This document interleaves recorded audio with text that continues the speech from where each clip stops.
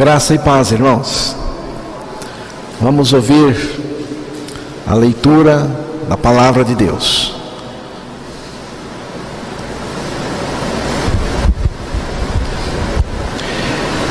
Regozijai-vos sempre, orai sem cessar, em tudo dai graças, porque esta é a vontade de Deus em Cristo Jesus para convosco. Não apagueis o espírito, não desprezeis as profecias, julgai todas as coisas, retende o que é bom, abstende-vos de toda forma de mal. O mesmo Deus da paz vos santifique em tudo, e o vosso espírito, alma e corpo sejam conservados íntegros e irrepreensíveis na vinda do nosso Senhor Jesus Cristo. Fiel é o que vos chama, o qual também o fará. Que Deus revele a sua palavra aos nossos corações. A partir do versículo 16, na leitura que foi feita para nós, o apóstolo Paulo estabelece qual deve ser a nossa atitude interior e como essa atitude deve se expressar em relação a Deus. O que Deus espera de uma pessoa regenerada e santa, de uma pessoa crucificada com Cristo e em quem Cristo vive.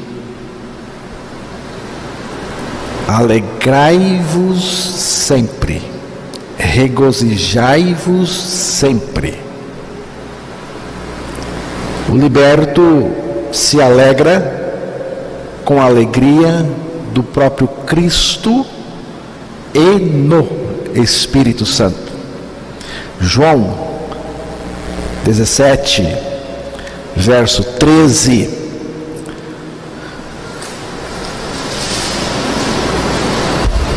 Mas agora vou para junto de ti, isto falo no mundo, para que eles tenham o meu gozo completo em si mesmos.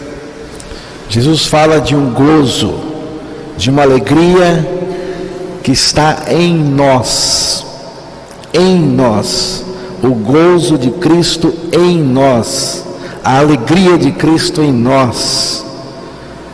Então, é esta alegria de Cristo, mas para nós experimentarmos este gozo verdadeiro, interior, esta alegria, Cristo tem que estar em nós, porque não é a nossa alegria, não é uma alegria que nós produzimos, mas é a alegria de Cristo em nós, se expressando, sendo produzida em nós pelo próprio Cristo. Então Jesus tem que estar em nós. Por isso que é tão importante este texto.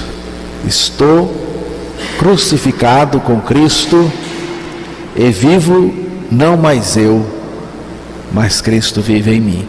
Cristo está em mim Ele é a minha vida. Como minha vida, Ele vive em mim. Jesus vive em mim, o tudo que Ele é. A alegria dEle está em mim, porque Ele está em mim. Romanos capítulo 14, versículo 15.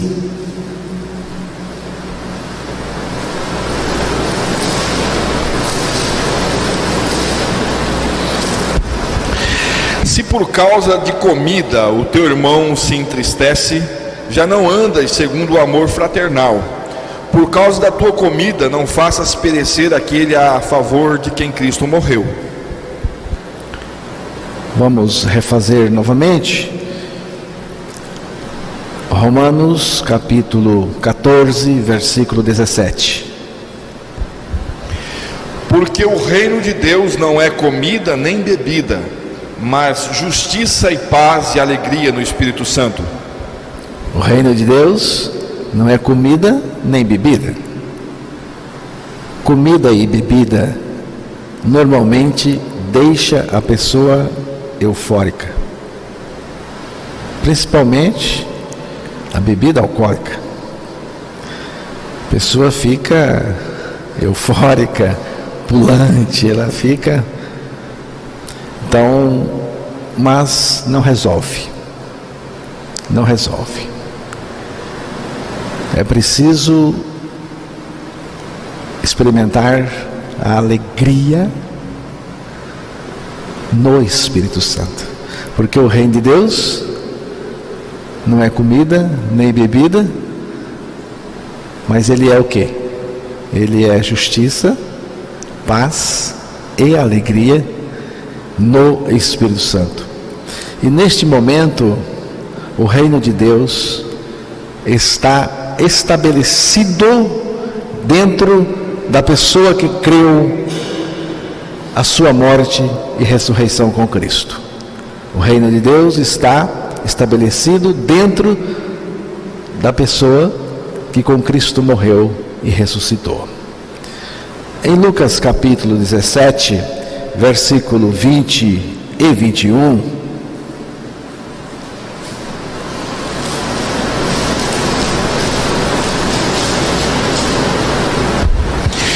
interrogado pelos fariseus sobre quando viria o reino de Deus, Jesus lhes respondeu: não vem o reino de Deus com visível aparência, nem dirão ei-lo aqui ou lá está, porque o reino de Deus está dentro de vós. O religioso pensa no reino de Deus como algo fora dele. Ele pensa no reino de Deus como algo visível.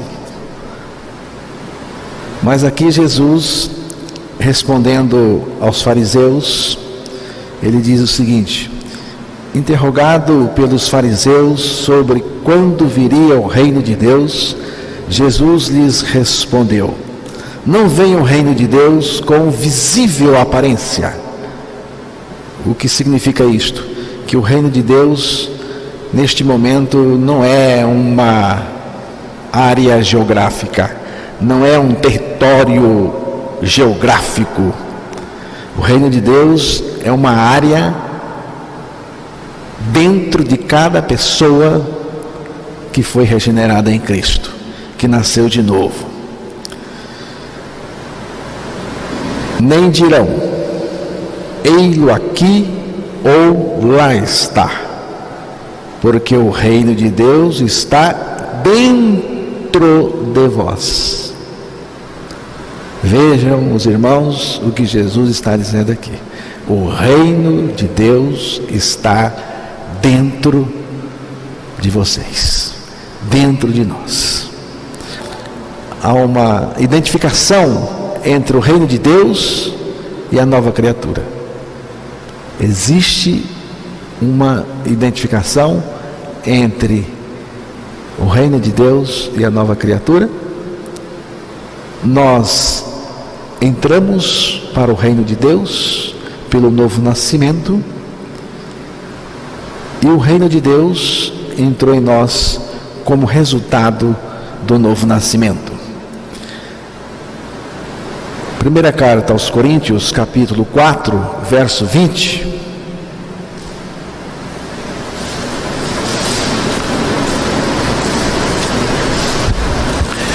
Porque o reino de Deus consiste não em palavra, mas em poder. O reino de Deus não consiste em palavras. O reino de Deus consiste em poder. E este poder está representando Cristo dentro de nós. A vida de Cristo dentro de nós.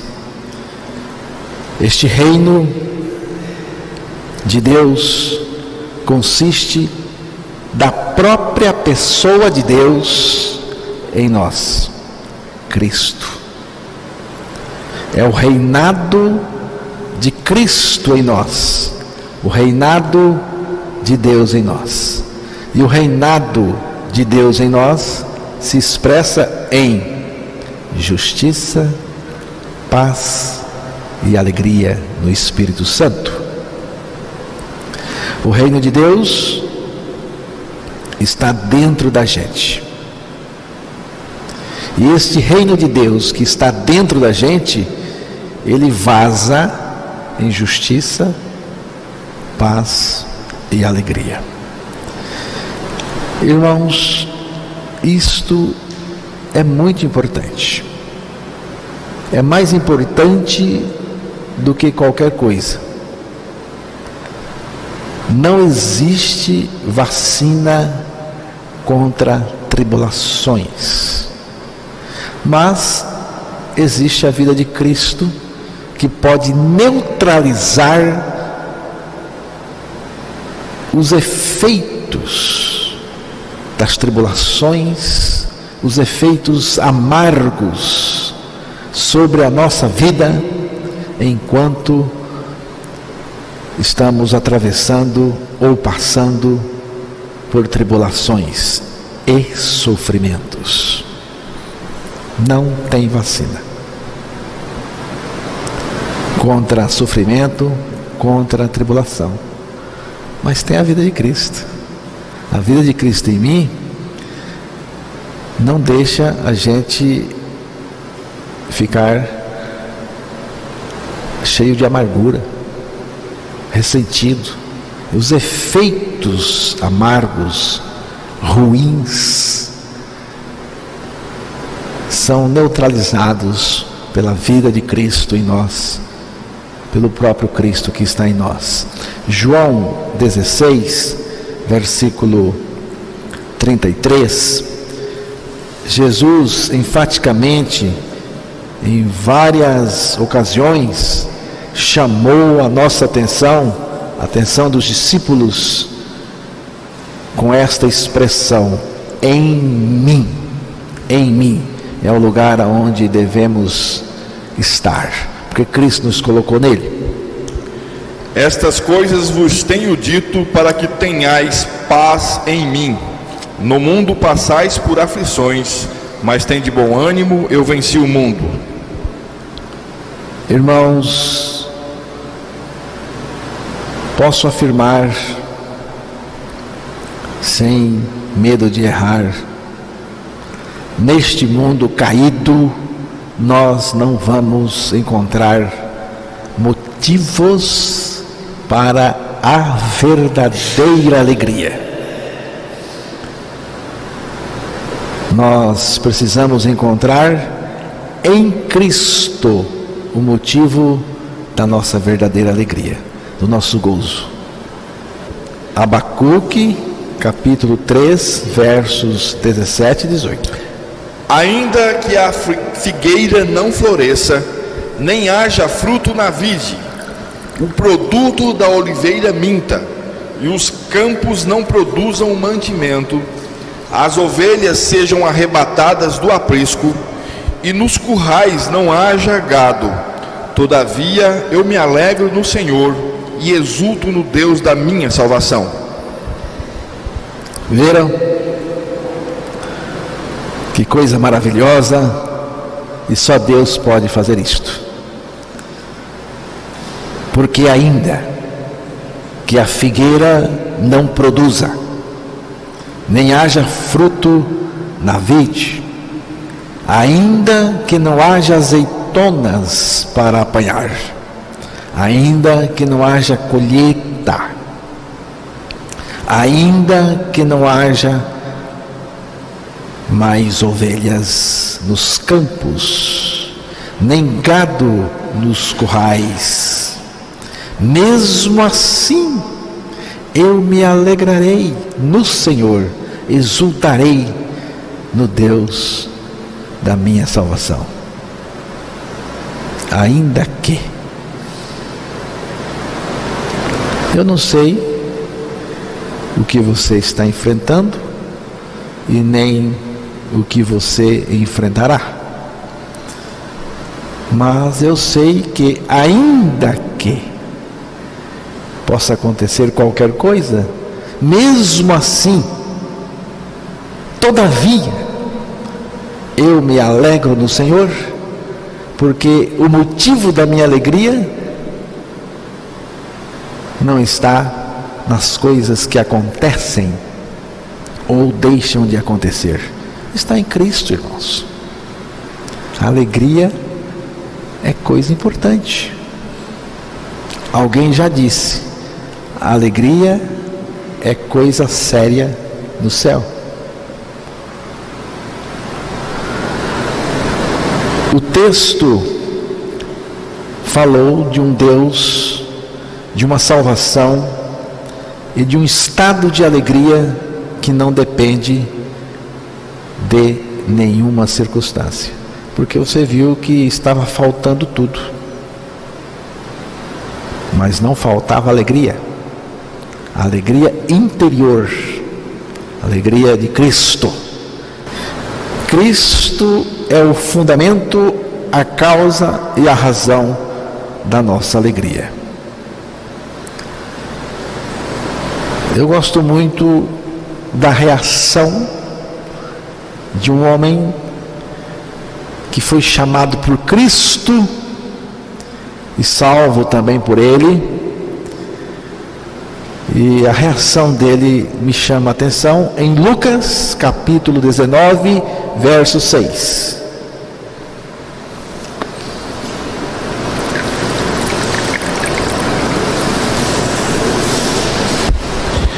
Ele desceu a toda a pressa e o recebeu com alegria. Atitude interior e que se expressou de Zaqueu. Jesus o chamou e ele foi, ele atendeu,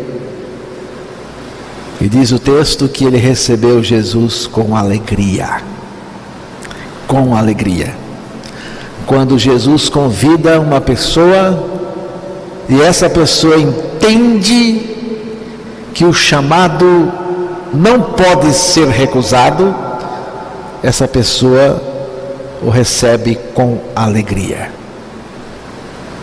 Como que você está indo para Jesus? Como que você recebeu Jesus? Como que você está? Alegre? Apesar das coisas ruins, você está alegre? Salmo 100. Você pode dar uma lidinha no Salmo 100, ele é bem curtinho.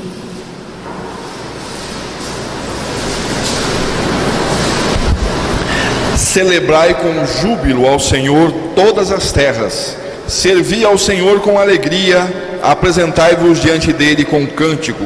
Sabei que o Senhor é Deus, foi Ele que nos fez e dele somos. Somos o seu povo e rebanho do seu pastoreio. Entrai por suas portas com ações de graças e nos seus átrios com hinos de louvor. Celebrai ao Senhor com tristeza, amargura, ressentimento? Não. Celebrai ao Senhor com júbilo, com alegria. Se você está de fato celebrando ao Senhor, então é com alegria. Não tem como celebrar o Senhor de outra maneira, a não ser que você não esteja celebrando o Senhor, você esteja celebrando você mesmo, porque nós temos que celebrar o Senhor e não querer ser celebridade, que é o que acontece. Servir ao Senhor com alegria. Se não é com alegria, meu irmão, vá para casa, vá fazer outra coisa. Servir ao Senhor com alegria. Entrai diante dele com canto e encantado por ele. Canto, esse estado de encantamento pelo Senhor. É mais do que palavras.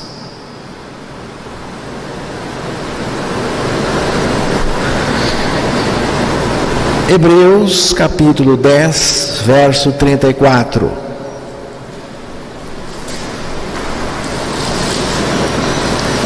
Vocês agora vão testemunhar um milagre. Porque não somente vos compadecestes dos encarcerados, como também aceitastes com alegria o espólio dos vossos bens, tendo ciência de possuirdes vós mesmos patrimônio superior e durável. Os cristãos primitivos estavam perdendo seus bens, as suas coisas. O governo estava tomando, perseguindo, por causa de Cristo. Mas diz aí que eles aceitaram perder seus bens com alegria. Um cântico foi cantado aqui agora há pouco, um hino lindíssimo, precioso. Eu nem sei se vocês cantaram entendendo o que estavam cantando, mas ele diz assim: riqueza não preciso ter, mas celeste bem. Com Cristo estou contente, Ele me satisfaz, com o amor do Salvador, agora estou contente. É tudo de que nós precisamos. Cristo em nós é a fonte de eterna alegria. Isaías 12, verso 2 e 3.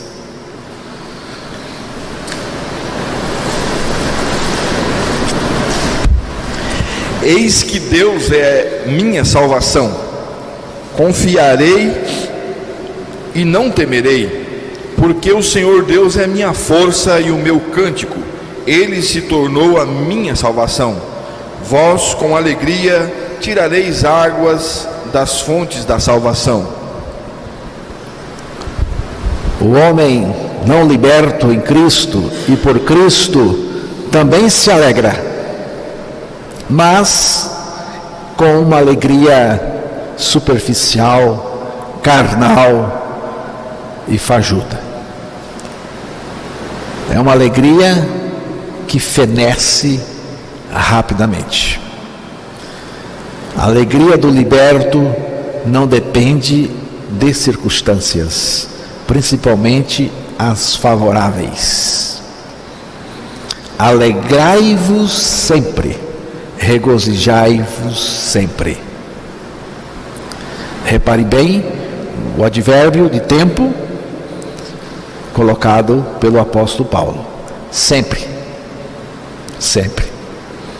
Então, em qualquer situação, sempre. Não importa o que você esteja passando, sempre. Me regozijo no Senhor. É uma alegria indestrutível, mas é uma alegria interior. É Cristo que nos torna alegres interiormente. Depois o apóstolo Paulo diz uma outra coisa: orai sem cessar. Versículo 17.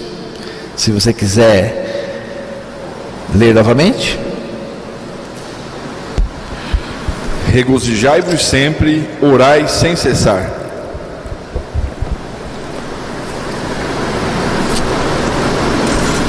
Orai sem cessar. O que é orar sem cessar? É conexão contínua. Conectados nele o tempo todo. Alegrai-vos sempre, orai sem cessar. A característica de uma sociedade secular é descartar Deus, dispensar Deus. O homem natural não necessita de orar.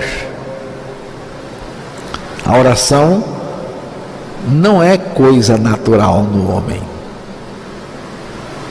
nem religiosa. A sociedade sem Deus não tem necessidade de oração, porque o Deus dela é ela mesma. Orar não é manipular Deus. Oração não é controlar Deus. Irmãos, oração não é controle remoto de Deus. Aquele controle para equipamentos eletrônicos. Você pega e muda, faz o que quer, controla o aparelho. Tem gente que faz da oração um controle de Deus, controlar Deus para que Deus faça o que Ele quer que Ele faça. Deus não é meu fantoche.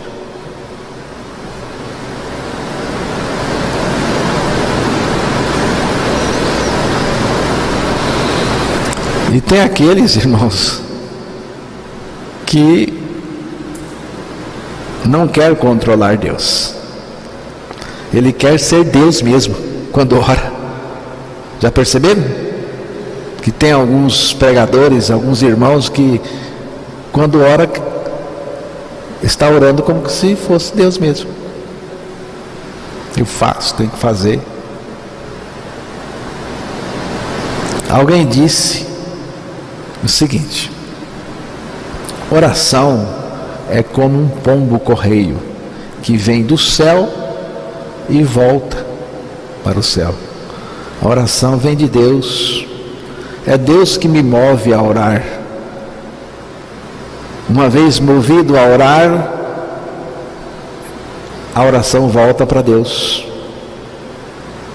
Vem de Deus e para Deus volta.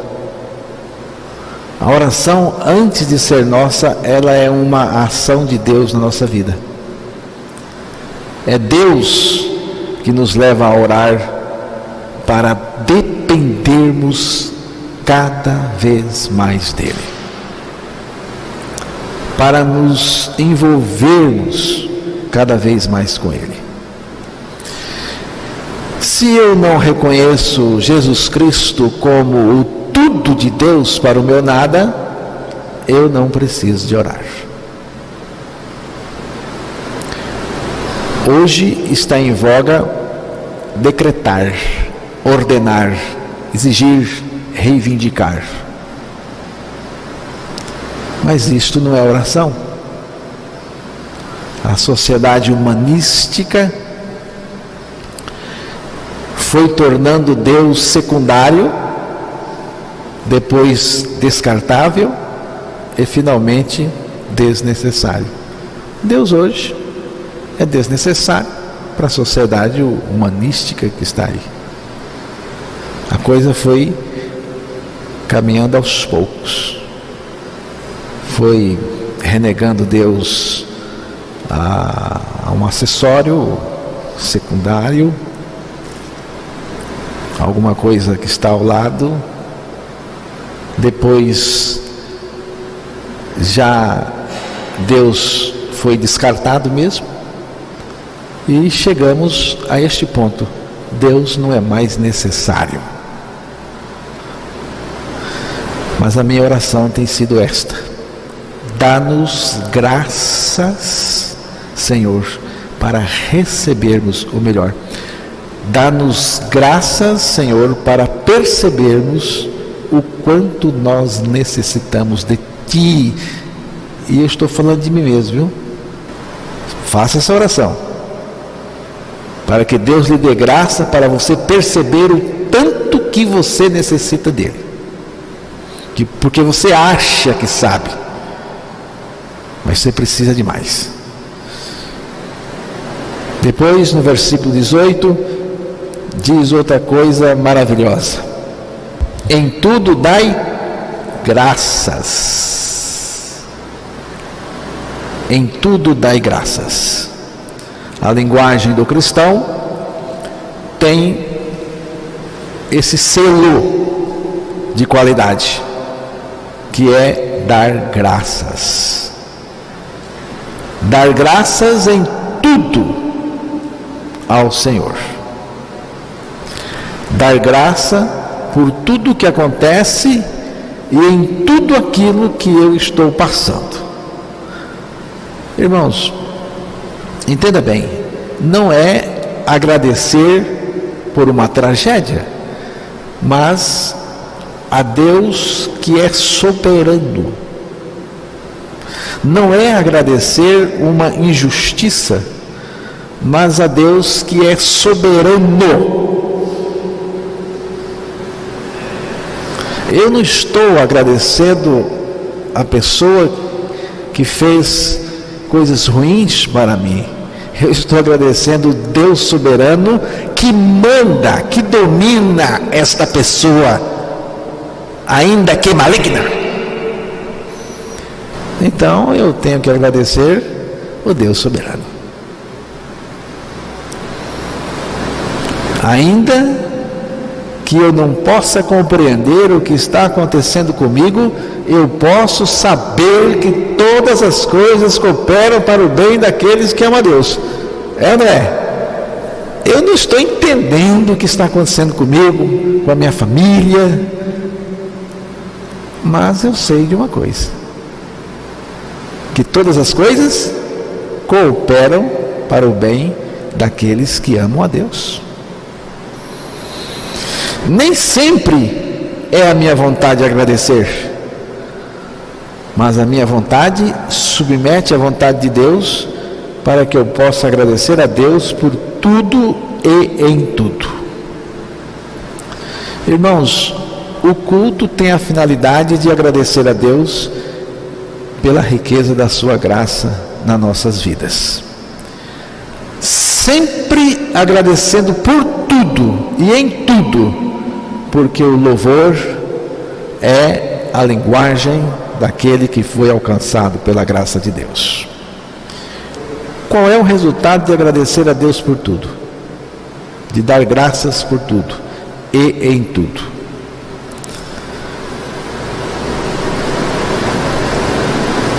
Não andar ansioso de coisa alguma. Aqui está um resultado milagroso. Quando você agradece a Deus por tudo o que acontece, você deixa de ser ansioso por coisa alguma. Como é bom você viver não ansioso por nada.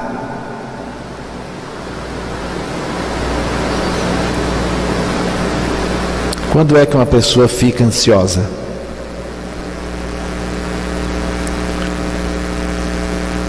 Quando ela não está levando ao Senhor, ali deixando com Ele e agradecendo. Quando eu estou vivendo, dando graças por tudo e em tudo a Deus, então eu experimento libertação da ansiedade. Não apagueis o espírito, não desprezeis as profecias. Versículos 19 e 20. Como que se apaga o espírito? Como que se apaga o espírito? Apagar o espírito não é extinguir o espírito, não é aniquilar o espírito. Não, não. Apagar o espírito é que o espírito não vai atuar. Porque o Espírito atua pela palavra. Por isso que diz aí: não apagueis o Espírito, não desprezeis as profecias. Como que você apaga o Espírito? Desprezando as profecias. O que são profecias? São as palavras de Deus. É a pregação da palavra. É o anúncio da palavra.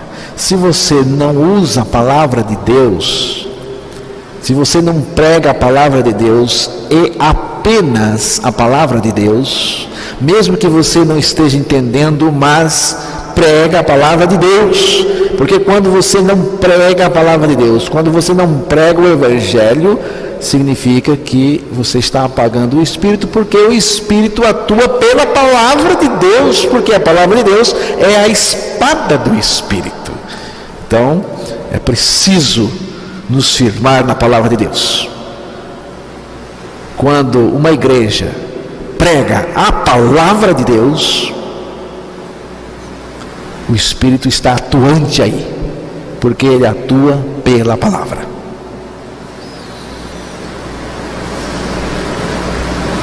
Se você desprezar ou rejeitar a palavra de Deus, o Espírito não agirá em você, pois ele age pela palavra de Deus, que é a espada do Espírito.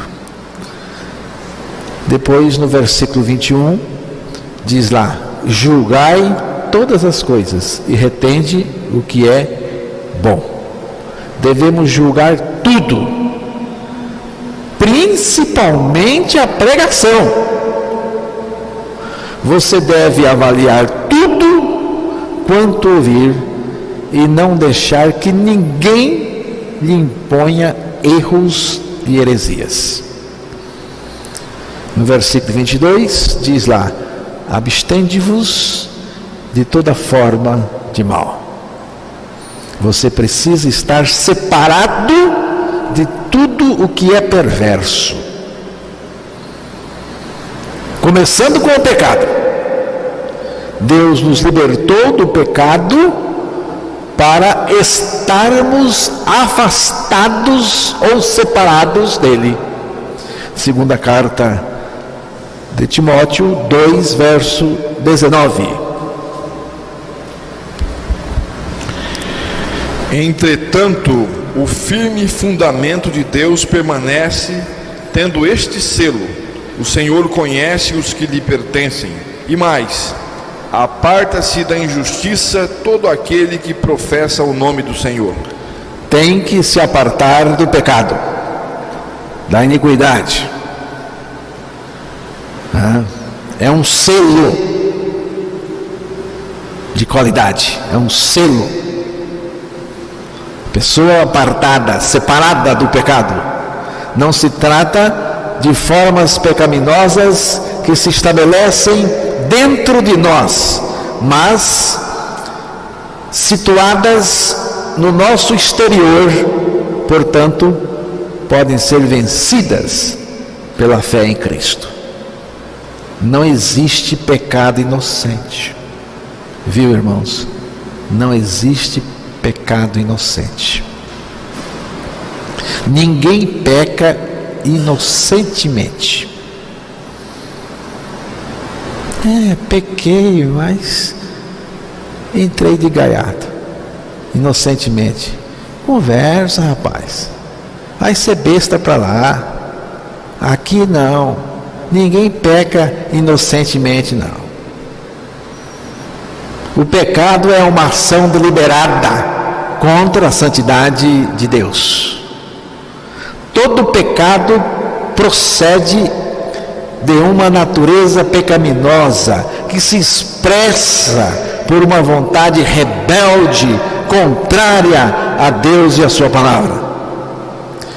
Por trás de um pecado está uma natureza pecadora. Qualquer pecado, qualquer um, denuncia que o praticante é portador de uma velha natureza pecaminosa. O pecado não é uma fraqueza. Eu sou fraco, sou fraquinho. Não. O pecado não é uma fraqueza.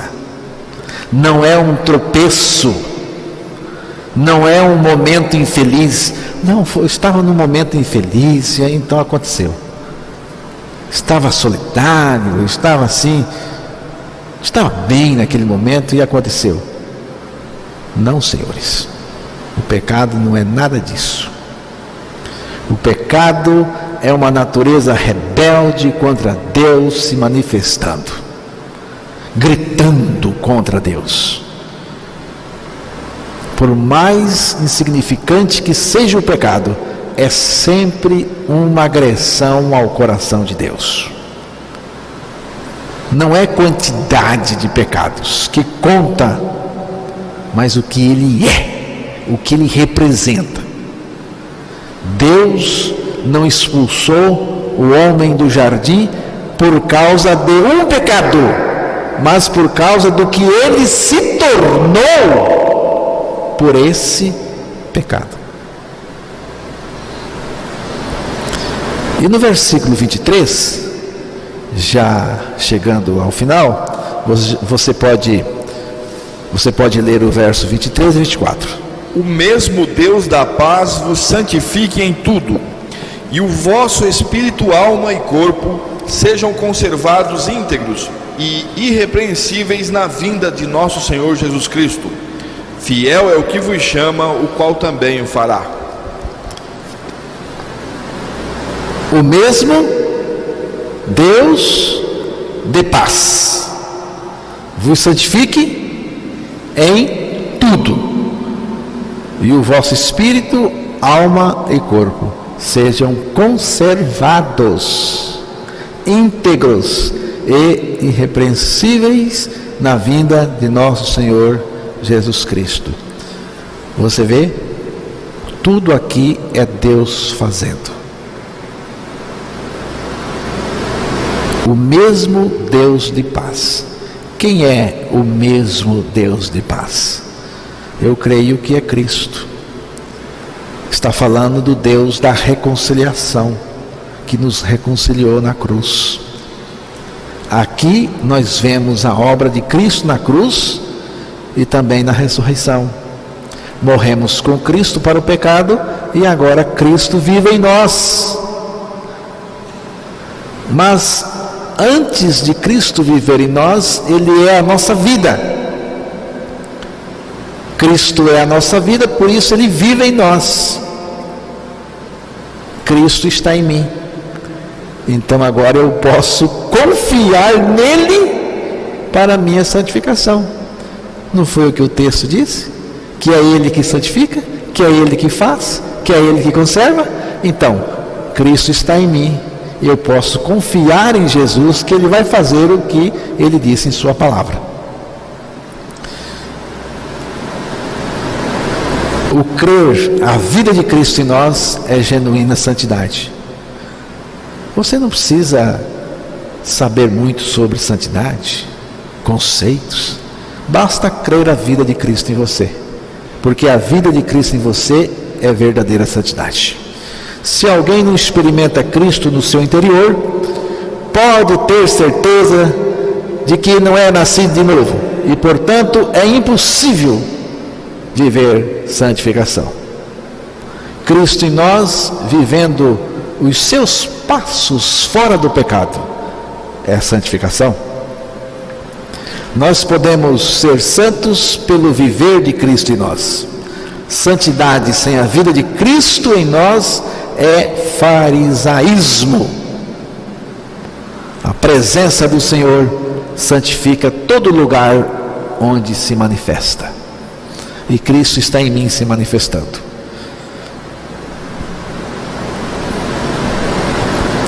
Mas Ele não se manifesta onde há pecado.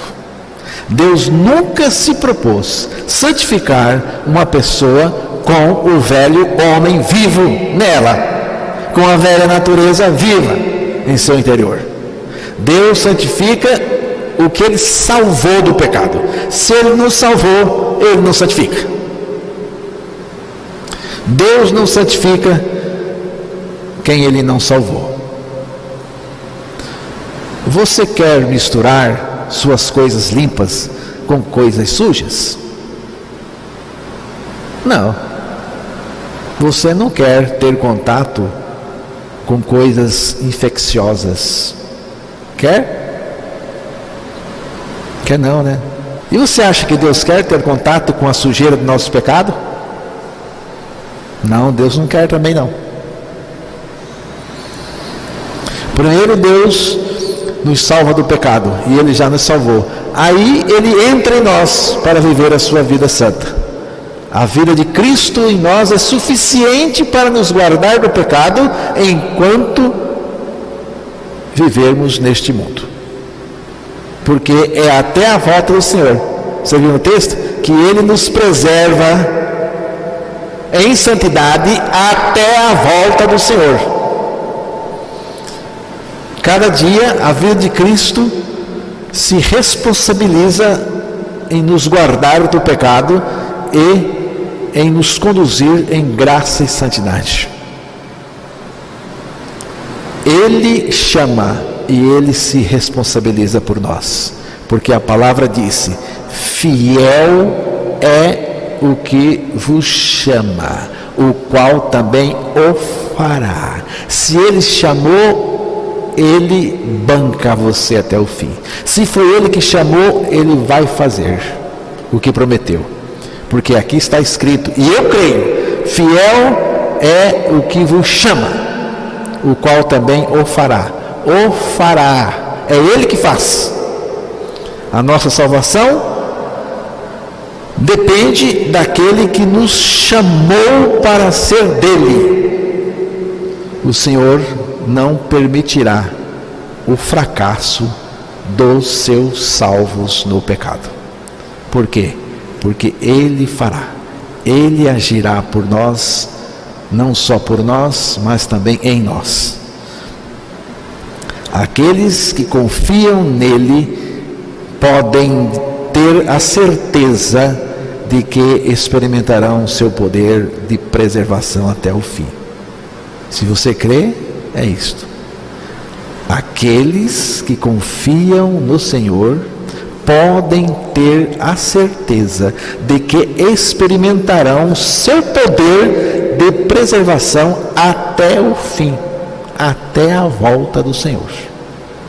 Você pode ter certeza da sua salvação, da sua santificação e da sua preservação fora do pecado até o fim.